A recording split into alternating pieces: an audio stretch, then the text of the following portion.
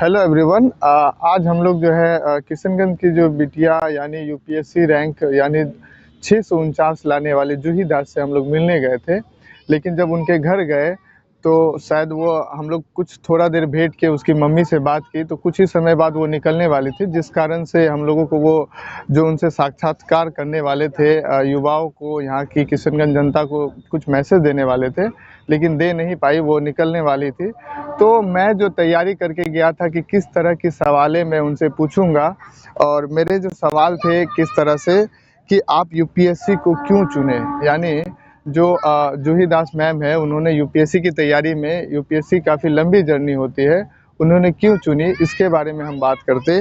दूसरा, क्या आपको डर लगता था यूपीएससी से, इस तरह के सवाल मैंने पूछने के लिए अपना तैयार किया था।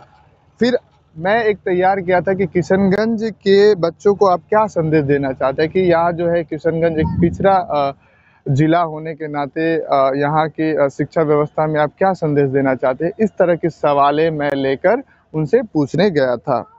और एक बात मैं पूछने गया था कि मैंने इंटरव्यू में देखा कि उन्होंने यूपीएससी की रैंक लेके तो आई है 649, किशनगंज के लिए काफ़ी गौरव की बात है। इससे पहले वो 3 बार इंटरव्यू भी दे चुकी है, तो वो अपने आप को किस तरह मोटिवेट करने वाली थी, इनके बारे में भी हमने उनके बारे में दिए बातचीत करते हैं।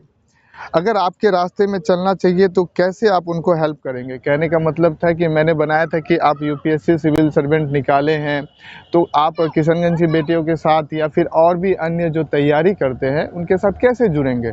तो इस तरह की सवाल है कि कोई आप टेलीग्राम चैनल बनाए हैं, यूट्यूब चैनल बनाए हैं, फेसबुक चैनल बनाए हैं, इस तरह से जानकारी आप कैसे उनको जोड़ने की काम करेंगे। और एक सवाल पूछते हैं कि यूपीएससी निकालने के बाद कैसा महसूस हो रहा है, क्योंकि ये यूपीएससी अपने आप में बहुत डिफ़िकल्ट एग्ज़ाम है। इस तरह की सवालें आज हम लेके गए थे पूछने के लिए। लेकिन फिर मैंने कुछ और सवालें थे मेरे कि आपने किस मीडियम से पढ़ाई किया है।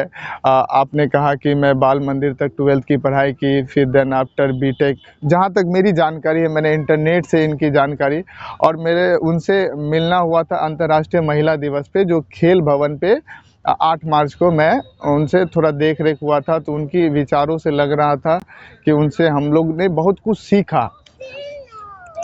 आपका इंटरव्यू में कौन सा सवाल पूछा, तो इस तरह की सवाल के इंटरव्यू में किस तरह का सवाल आपको पूछा कि 275 नंबर के इंटरव्यू होते हैं यूपीएससी में, बहुत मायने रखता है। और आपको लोगों को तरह तरह की बधाई मिल रही है, तो कैसा आपको लग रहा है, आप कैसे आगे बढ़ रहे हैं, इस तरह की सवाल हम लेके गए थे। तो खैर उनसे बात तो नहीं हो पाई, उनसे थोड़ी सी मुलाकात हुई। कहें कि मैम कही कि अभी थोड़ा बहुत बिजी शेड्यूल चल रहा है, 1 हफ्ते बाद आ सकता हूँ। मैं इंटरव्यू लेने के लिए गया था, खास करके नहीं मिला। इससे कोई अफ़सोस की बात नहीं है, मैंने अपने जर्नी में यही सीखा। आप देखते रहे, उनको बहुत बहुत बधाई। मैंने उनकी झलक देखी। इससे पहले भी मैं अनिल कुमार बसाक से मिलने के लिए गया था, जो यूपीएससी रैंक लेके आए थे 51, उनसे भी मिलने के लिए गया था, तो उनका खाली झलक ही पा पाया।